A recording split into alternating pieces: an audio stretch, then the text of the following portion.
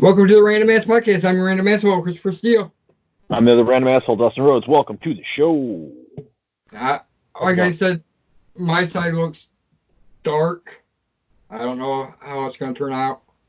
It looks fine on my end, but I don't want recording though. Right. All right, so starting off with Hidden Gems. Yes. Oh shit. You got anything? I've got a couple things. That's why I'm shitting, because I don't know which one of the things I want to use now. Well, you go ahead and go first. I will start it off with a movie. Okay. I think it's like 2 years old. Okay. I just watched it like last week. Okay. For the first time. I'm like, I watched a little bit of it a while ago, but not very much. A hilarious movie. Samuel L. Jackson, Ryan Reynolds, The Hitman's Bodyguard. Oh, no, I've never heard of that one. That's two names I really enjoy, so yeah, I'll check that one out. That is seriously a good gem. Got the case right there in front of you? Yeah. Nice. I know what my hidden gem is. Can you see it? No. Oh, okay, yeah, them. Like, I can see it because I know what I'm looking at, but it's got a hell of a reflection on it. It's both of them with the red background and then the typeface in yellow. Hilarious. I'll check that one out. My hidden gem is more of a person's career that was kind of forgotten.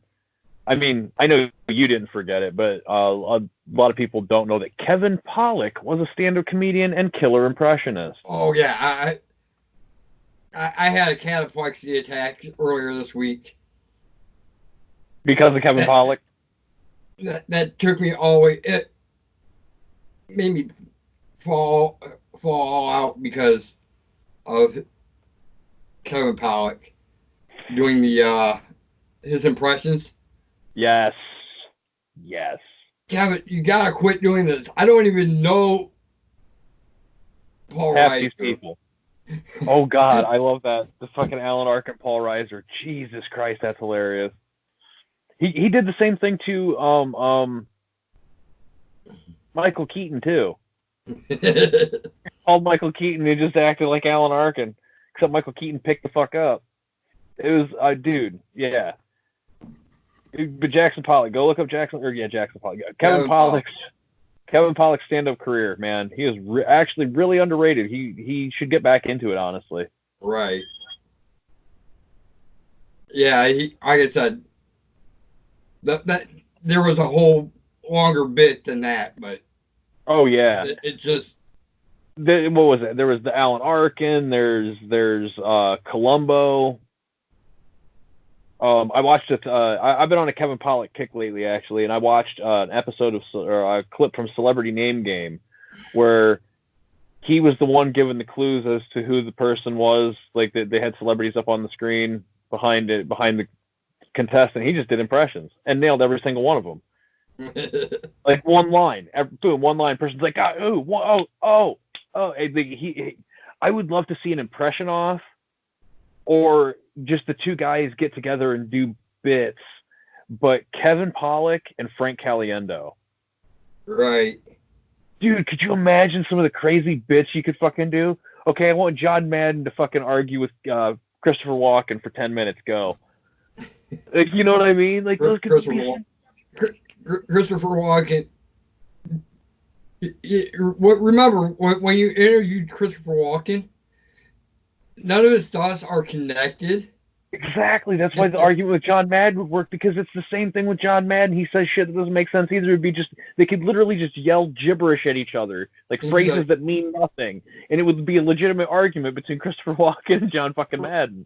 Frankenstein didn't scare me as a kid. Why? So, what's that project you're working on? More studios do. Oh, really? Because they're fast. I know. I love his Albert Brooks. Right. The Albert Brooks show. Oh, come on! This is radio. This is television. Nobody cares about the radio. Nobody listens to the radio. Oh, you read the news. My bird reads the news. I got a bird in a cage. He reads the news. Nobody cares. Oh, fuck. Yes. Yeah. Kevin Pollak. So Genius. underrated. Dude, we could seriously kill like 20 minutes talking about Kevin Pollak and his bits, and then another 20 on his movies. Right. So switch the subject up now. Oh yeah, that was it. I'm still in the middle of a nerdgasm. What happened? The first episode of Crisis on Infinite Earths. I haven't seen it yet. Supergirl or Batwoman? Supergirl was the first one. Batwoman will be tomorrow. I think that's at 9. And then the Flash will be Tuesday. Okay. Cool. And they had a special on tonight, and they'll have another special on Tuesday night after Crisis. Mm-hmm. With your host, one of our favorite people in the world, Kevin Smith. Kevin Smith. Yes. Fucking love you, Kevin Smith. We should start just tagging him in our, like when we do the tags on the show, just put at that Kevin Smith, his Twitter handle. Right. Like why the fuck not? I'm because I seen the trailer earlier this week. I've avoided everything because I want to watch it cold. I was like, ooh, how's this gonna work now? Don't. I know. No. Please, don't spoil it. Don't spoil it. We'll talk about it once we've both seen everything. Well, oh. Watch this week. That way we can talk about it next week. Yeah, we can talk. Yep. But because this is the end. I am gonna spoil. It's right at the beginning. Oh yeah. Don't. Just the cut scenes. You had what was his name? Alex something from Earth 89. No idea. The reporter that worked with Vicky Vale. I got nothing. I don't. Let me look it up. Right on. I got some questions. Maybe you can answer for me. Is this standalone?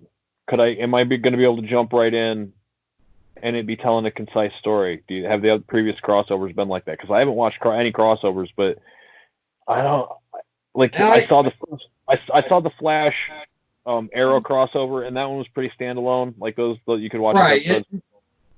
I'm pretty sure you can. Because I'm only really interested in this crossover because it's got so many fucking characters in it. I want to know how they work this shit.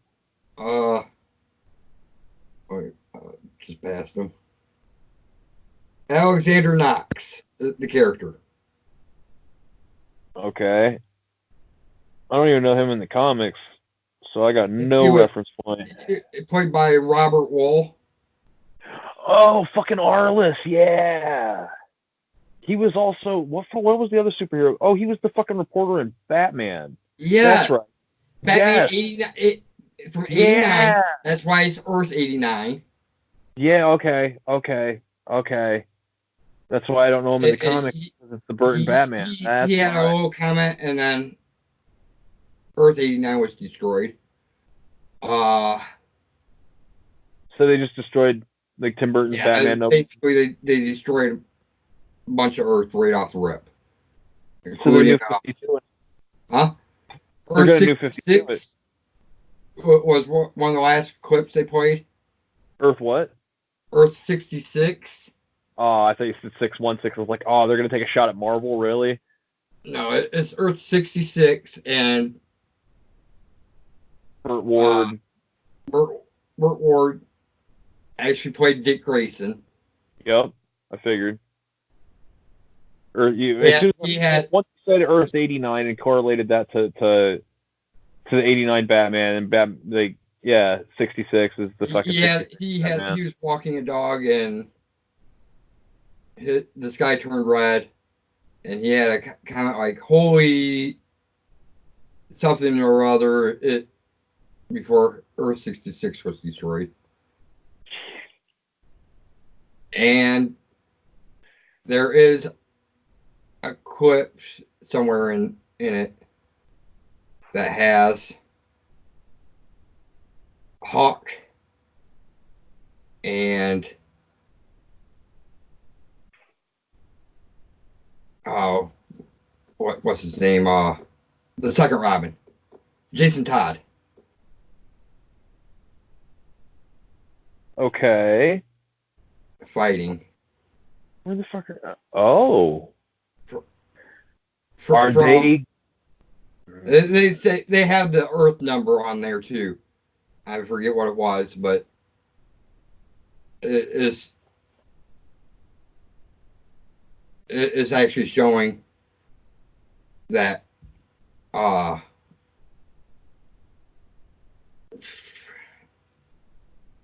Titans. It actually basically showed the Titans. did it show Titans or did it show It their was no, are we it was the actual people that played Jason Todd, Robin, and whatever his name, Hawk, Hank, whatever. okay. They were fighting at it, and it was a real quick clip. So they might try to use this to merge everybody. No, they're not going to merge that one. I hope they don't, honestly. There's no plans to merge it. Yeah. They can work to it. I would think it'd be a later crossover, like Maybe. Infinite Crisis or something. Because that's like what the next big crossover in the DC universe is Infinite Crisis, I believe. Probably. I don't know much about DC. Right. I know things. Right. I know Batman.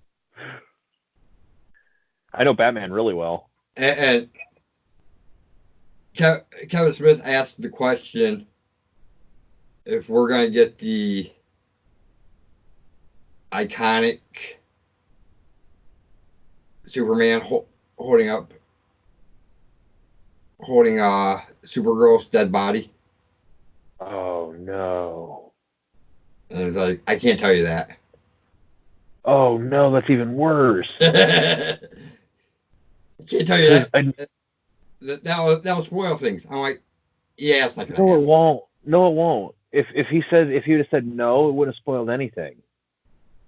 I can't tell you that means it's gonna fucking happen, and we're gonna have to just sit and wait, and they're gonna somehow resurrect her. He probably oh my god, he might fucking fling her ass into the sun. Anyways, Just saying, it's a possibility. I'm not gonna spoil stuff. I did hear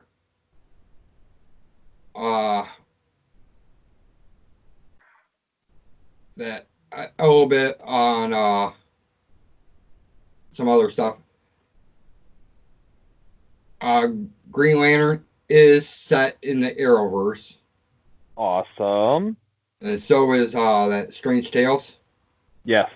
and it's actually Sorry about that. like an anthology style. Yeah. Yep. That's what the comic book was. Individual stories to help introduce. And the first season is going to be Booster Gold. Nice. Like, ooh, Booster Gold! Strange Tales is where it's also Swamp Thing actually originated, so they might be able to work a Swamp Thing into the Arrowverse through Strange Tales. It's also an Arrowverse show. Booster Gold? Yeah. It's going to be part of the Arrowverse as a movie? Because it's a movie. the Strange Tales, the first season is gonna yeah, feature. the Arrowverse. Okay. The I'm Strange Tales is a. There's also gonna be Stargirl. Yes. Series, which will air on one of the two streaming services. I'm guessing probably DC Universe. Or HBO Max. Yeah, they'll probably all merge together. It'd make the most sense. But that one, they're gonna play on CW. So if it airs on Mondays, the repeat will be Friday, Saturday night, something like that. It's the next day. Whoa! So they'll probably put it on. They'll probably put it on Wednesday and then re-air it on Thursday. Supernatural's going away, and then they'll have Arrow. Oh yeah, Arrow's going away. Let's see. Supergirl, Batwoman, Flash, Legends of Tomorrow, Booster Gold. That one's not. No, that's Strange. Booster. Not Stargirl. And then Superman and Lois. Are they getting CW? I'm not sure where they're going. But it's also. I'm thinking it's CW. I hope CW's smart enough, or CW and DC Universe or HBO Max or whatever the hell it ends up being in the long run, decide to be smart enough to air the airable stuff on CW. Right. Like Stargirl, Strange Tales, if it's possible, It depends on what they do with it. With it being on HBO, they have no limits, and we know what they can do. Right. That might be where they're saving Batman for. Because Batman will be way better on fucking HBO, dude. But in Earth 1 history, Batman took off left. Right. It doesn't have to be that Earth. It doesn't. Or it could be a prequel. Or he shows back up. They could do Batman Beyond. Right. But see, to me, it would make more sense to do it as a prequel. Or do like they did with Arrow, actually. Have him show back up and do prequel intercut with current time. Right. So you can have episodes of the Killing Joke intermixed with a modern story that kind of mirrors it. You know what I'm saying? Because if you do it on HBO, you can do shit like Killing Joke without having to really pull much on the punch end, pull many punches in the story. Well, they did the animated. Oh, dude, that was fucking amazing. And I'm a big fan of that comic, and they did They changed a little bit, and they changed enough, but because they didn't want to really portray the rape, right? Which makes sense in this fucking SJW PC universe. But in a way, they still screwed it up. They still screwed up the story. But they screwed up the story, but they also told a good story. Right. As I say, they did a stellar job. DC animated never does a bad job. Oh yeah. Even when they fuck the story up, they still tell an amazing story. Right. And I look at DC animated the same way I look at any live action movie. They're similar, but they're not the same to the original universe that the comic book universe they're coming from. And I get why changes are made. Will be HBO Max because they can do so much more and have a bigger budget. And Green Lantern actually has a relatively dark story at points. Right. And you need to have no governor on your fucking ability to tell that tale. Arrow's always been clean. Flash has always been clean. Supergirl's always been clean. Comic book wise, they've had dark aspects, but nothing as bad as the Lantern can get into. That's why I see Superman, the Superman and Lois show. be CW because Right, another clean one. Right, he's a Boy Scout. Precisely. Now, you remember Spin City, right? Yes. Okay. You remember Michael Boatman, the gay black lawyer guy? Mm. He played a defense attorney on. Oh, okay, yeah. Yeah. Do you remember? Fuck, I can't remember his name. Not in actual human history, but in the comic book lore of Marvel Universe, there was an original Captain America before Steve Rogers that was a black guy. I think that Michael Boatman would be the perfect person to play that version of Captain America. Because there's just something like, I don't know, there's something about his demeanor when he gets serious. He can really put on this fucking tough guy attitude, because I was used to seeing him in Spin City and shit, and it's like, oh, ha, ha, he's a funny guy. And he's a funny guy. But in that Law & Order episode I watched today, man, he was raw, dude. Right. That was a great show. Yeah, it was a great show with Michael. Yes. And Charlie Sheen they had some good episodes of Charlie Sheen and Heather Locklear. They weren't the best. No. They were nowhere on the standard of the original Spin City. Even when Heather came in, she kind of, I'm sorry, she didn't save the show. No, not at all. But they did. The writers still did good work, and the other cast members did amazing work. But those two just empty-brained, no talent. Like, I shouldn't even say no talent. Charlie Sheen had talent until the drugs took hold. Men at Work is one of my favorite movies of all time. Right. But Spin City, it lost something. Michael J. Fox even with different personality. As long as it was Michael J. Fox, he dragged her through episodes. Oh yeah. Oh yeah. I wouldn't say drag. Led her through episodes. Huh? If I could turn this into like a wrestling analogy, he's like a ring general. He doesn't have to do much. He can lead weaker people through scenes.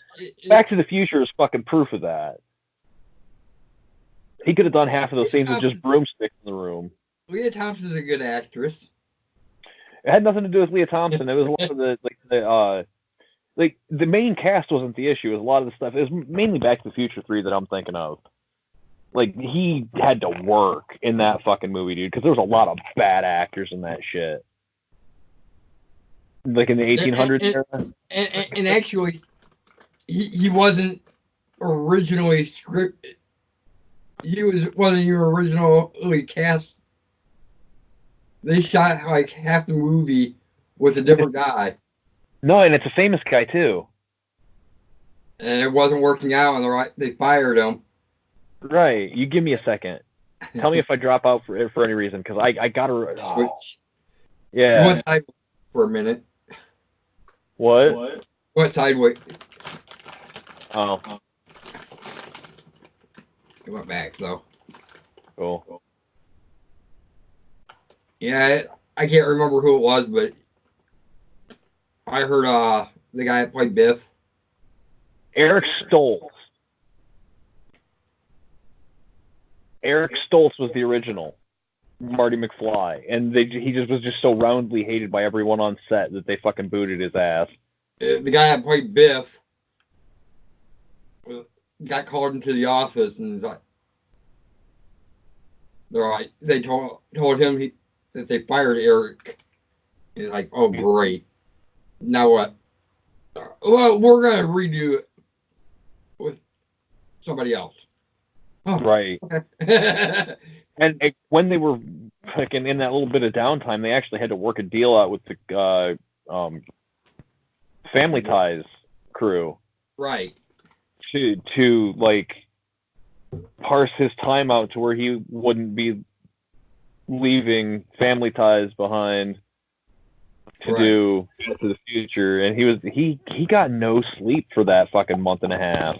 Right. I know it. And you can tell in a lot of the earlier, like the beginning scenes, because they filmed a lot of those movies backwards back in the day. You could tell in a lot of those earlier scenes that he was dragging ass, dude. He was like, and then, which is perfect because he was, kind of a depressed kid at that point in the story. So it made perfect sense for him to be dragging ass neir the end or near the beginning. Right. I was watching something the other day. And I'm like, an 80s comedy. I'm like, what did what's his name? God damn it. Hughes. The guy did 16 Candles and John Hughes. John Hughes. Did he make every fucking comedy in the 80s? Pretty much. If he didn't make it, he produced it or had something to do with the writing of it or... I was watching Planes, Trains, and Automobiles. I'm like, hey, another Hughes movie. Another John Hughes movie. What the fuck? Like, yeah, John Hughes is... Dude. I'm he was the 80s. Yeah. Yep. If it was a comedy, John Hughes... John Hughes was a devastating loss to film. When he started fucking getting sick, dude, you got all the National Lampoon Vacation movies. Right. 16 Candles, Weird Science, Breakfast Club, Ferris Bueller's Day Off, Pretty in Pink, Some Kind of Wonderful, Planes, Trains, and Automobiles, Dutch, Dennis the Menace, the Beethoven franchise, Home Alone. Yeah, Home Alone suck. Dude, we know when he got sick, when he sold his soul to make that piece of shit profitable. Boom, hey! Right. Dogma call back to those fans of Kevin Smith. So, we should do picks and then wrap it out. Right on. What kind of picks you want to do this week? All right. Cool shit we discovered over the week. Like, not really hidden gems, but just like weekly picks of like, oh, I watched this awesome movie or what the fuck. I don't know. I'm getting. We need to come up with some kind of way of doing picks. Oh, we didn't even do a hierarchy. Should we do a hierarchy instead of picks? No. I'm gonna go. Oh, seeing your clock in the background. Congratulations to the Cleveland Browns for beating the Bengals. That was a close game near the end there. A couple of weird calls. All right, so let's go. Since we're talking John Hughes, let's 80s comedies. We'll go favorite. Top 3 favorite 80s comedies. Okay. You start. Number 1, Weird Science. I'll go with Breakfast Club. Number 2, I'm going to actually put Ferris Bueller's Day Off. Just for that one line. Ferris Bueller, you're my hero. God damn it, Stuart. Actually, you mentioned one of my favorites, Planes, Trains, and Automobiles, actually. That is a great one. What's your last? What's your final? The Great Outdoors. God damn you. Fuck. You're going to have to give me some time now, damn it. That was going to be my final. Fuck, it is such a good movie, too. Such an underrated movie. Like, a lot of people don't know Great Outdoors, and it's just like, it's not just that. It's my favorite John Candy movie, and everybody's like, "Oh, Uncle Buck, Uncle Buck." Fuck Uncle Buck. Uncle Buck was good. It's good, but it's not a rewatcher. It's not one you can go back and watch over and over. You've seen the jokes once. The big pancake is funny one time. Great Outdoors is a better John Candy movie. So much better. Absolute classic. And not just a better it's also a great Dan Aykroyd movie. Oh yeah, it's a great movie overall. Like, there's no fucking way around it. Great Outdoors is one of the best fucking '80s comedy. It is the best '80s comedy of all time. I will go out on that fucking. We're giants. I don't really consider Weird Science to be straight up comedy though. Like it's that John Hughes type of comedy where it's coming of age and it doesn't grasp a whole audience. Where the fucking Great Outdoors, you can sit down with any fucking audience, any group of people, and watch that movie, and everybody's gonna be laughing. If you don't say it, I got an honorable mention. But how about you say it and I'll make that my pick, because it's probably something I'm not thinking of that I would be like, yes, that. Adventures in Babysitting. Oh yes, yes, that is such a good movie. As a matter of fact, yeah. Well, thank you. I honestly, I was thinking Great Outdoors because I thought you were gonna say Adventures in Babysitting, and then both fucking when you said Great Outdoors, it just shot all my plans in the ass, and I forgot about it. Yeah, Adventures in Baby. No, Howard the Duck. I like Howard the Duck better than Adventures in Babysitting. All right, but Adventures in Babysitting is our number 7. That's our honorable mention. Yep. Hell yeah.